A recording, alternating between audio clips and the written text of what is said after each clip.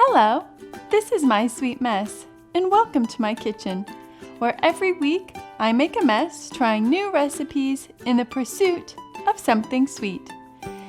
This week I am excited to try a new to me recipe for lemon curd shortbread tarts from Chris at, and excuse my accent, the Cafe Sucra Farine, with the lemon curd from Natasha at Natasha's Kitchen. And I'll leave a link to both recipes in the show notes below. They are the perfect sweet treat for special occasions, or they can make an ordinary day deliciously special. Both the lemon curd and the shortbread tart come together so easily. They take minimal effort and have maximum impact. Don't forget to like and subscribe, and let's jump right into the bake. To get started, we will begin with our mise en place. Mise en place is a French term for putting in place or everything in its place. It's the process of preparing your tools and ingredients before you get started with your bake. For this recipe, we have the shortbread tart and the lemon curd. Because the lemon curd needed to hang out in the fridge overnight, I made it yesterday. So let me walk you through the mise en place and how I made the lemon curd, and then we'll come back and walk through what we need for the tart. For this recipe, we'll need eggs, granulated sugar, sea salt, lemon zest, lemon juice, unsalted butter, and vanilla extract. Now that all of the ingredients are measured out, let's prep our equipment. For this recipe, we will need a medium saucepan, a whisk, a fine mesh sieve set over a bowl, and if you want to, a thermometer. Since I've never made this recipe before, I am going to go ahead and use the thermometer. This will let me know when the curd is at the correct temperature to thicken. Now that our ingredients are measured and our equipment is prepped, let's get started with our bake. In our medium saucepan, we are going to combine the eggs, sugar, zest, and a pinch of salt and whisk vigorously until well combined, frothy, and it will actually lighten in color. And we are going to whisk this vigorously. And you'll notice we are not over the heat yet. I don't know about you, but that looks pretty frothy to me. Now we will add in the lemon juice and whisk until it is just blended. Now we will add in the butter pieces, and I'll go ahead and set this over low heat and whisk constantly until the butter is melted and the mixture has thickened. This should take about 7 to 9 minutes depending on your stove. The lemon curd will thicken around 160 to 170 degrees Fahrenheit, so I'll have my thermometer handy to be able to check it. Once you start to see a little bit of bubbling, let it gently simmer for a few seconds and then take it off from the heat. At this point, it'll be around 175 to 180 degrees on a thermometer. If you don't have a thermometer, another way you can check to see if it's ready is it should coat the back of a spoon without running when you pull your finger through it. So you see, it's got my coated the spoon, and look at that, perfect. So while it's warm, I'm going to go ahead and strain our mixture through a fine mesh sieve set over a bowl. And last but not least, I'm going to stir in our vanilla. Boop. So what I'm going to do is let this guy hang out on the countertop until it cools to room temperature. Then I'll put some saran wrap on top and let it sit in the fridge overnight so that I can use it tomorrow when I make my lemon tarts. So I will see you all tomorrow. To make the tart, the ingredients are listed in weight and in volume. I chose to measure the ingredients out by weight because it's more precise. If you don't have a scale, then using a measuring cup is just fine. For the tart, we need very soft butter, powdered sugar, vanilla extract, cornstarch, all-purpose flour, salt, and we will also need that lemon curd we made yesterday, which we'll use to fill our tarts. Now that my ingredients are measured out, let's set these aside for later and prep our equipment. To begin, we will go ahead and preheat our oven to 350 degrees Fahrenheit. We also need either 2 12-cup or 1 24-cup mini muffin pan. You need to spray the pan with baking spray. Now the difference between baking spray and cooking spray is that baking spray has flour in it. I don't have any, so I went ahead and just used my regular old cooking spray and sprinkled a little bit of flour into each well of the pan and then shook out the excess flour. And this is what I'm left with, and I should be totally fine to use it just like this. Continuing with our equipment, we'll also need a medium-sized bowl, a spatula, a scale. This is optional, but I'm gonna use it, and I went ahead and wrapped it with cling wrap just to make cleanup a breeze. We'll also need a cooling rack and a 1/2 teaspoon measuring spoon. I also have a disher here. I'm gonna try out and see which one I like better when the time comes. Now that all of the ingredients are measured out and the equipment is prepped, let's get started with our bake. To begin, we have our medium-sized mixing bowl, our very soft butter, and the powdered sugar. We're just gonna combine that all into the bowl and stir it up until our mixture looks smooth and creamy. This is why it is essential to make sure that your butter is very soft. You don't wanna use melted butter, you wanna use very, very soft butter. So into the bowl goes the powdered sugar, always a menace, and our very, very soft butter. And we'll just give that a stir.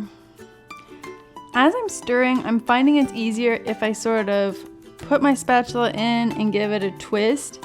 It seems to help break up some of the larger chunks of butter. All right, and I don't know about you, but I think this looks pretty good to me. So we're gonna go ahead and move on to our next step.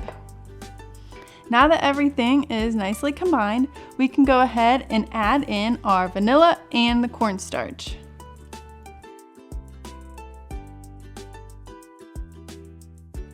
That looks nice and smooth, so we can go ahead and move on to our next step.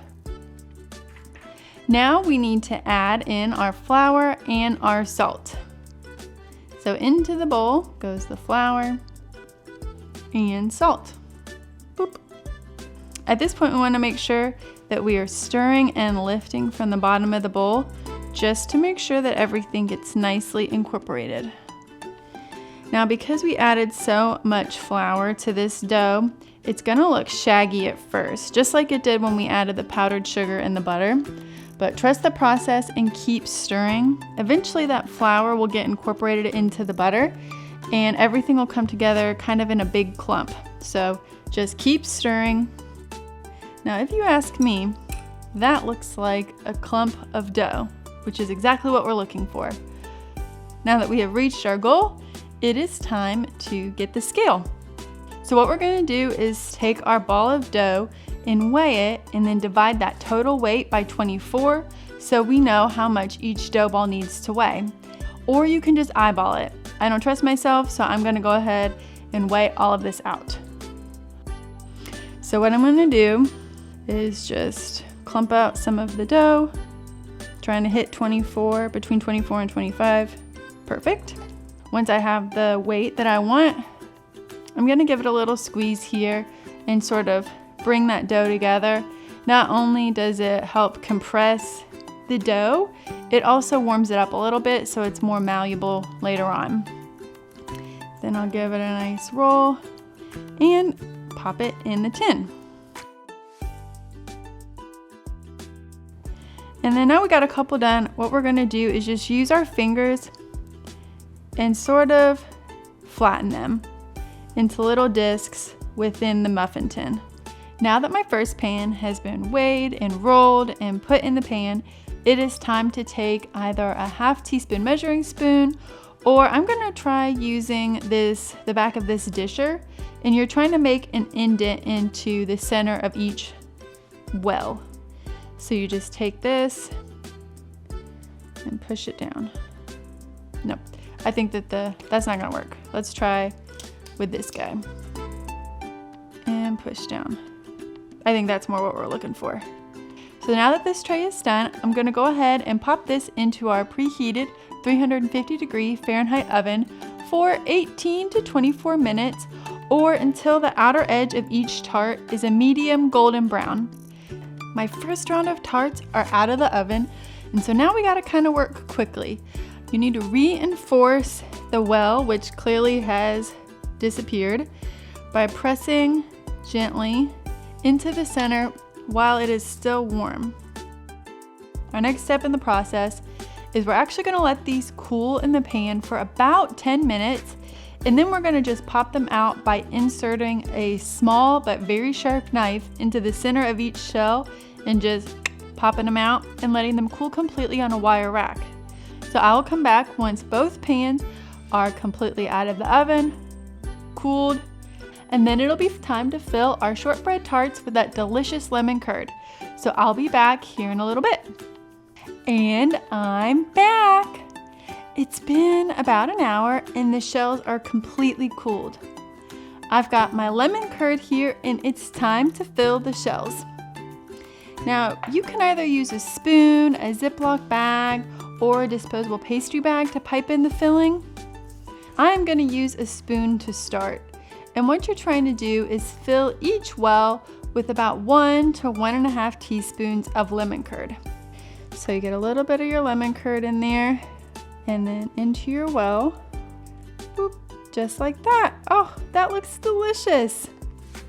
And I'll just keep doing that.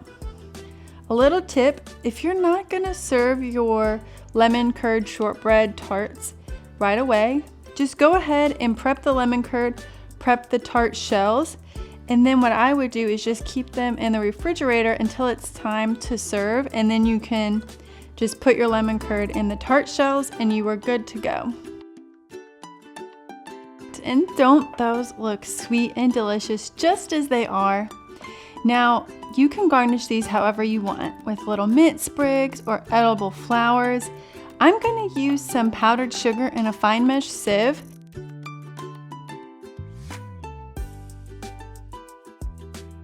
Don't these look wonderful? They are so cute and fresh. They would be perfect for Easter, any baby shower or wedding shower, Mother's Day, or any day that you're looking for a delicious and tart treat. Enough chit-chatting. Let's give these cute little guys a taste. Wow. The shortbread tart is mild and crunchy and really balances out that soft, cool, bright, punchy lemon curd filling. I think this also would be really good if you did a little dollop of whipped cream or a strawberry or raspberry on top, just to help balance out sort of that punchy lemon curd flavor. Anyway, I'm off to find a cup of tea to go with this delicious, bright lemon curd shortbread tart. Don't forget to like and subscribe, and remember, trying new things is messy, but the end result can be pretty sweet. Have a great rest of your day. Bye now.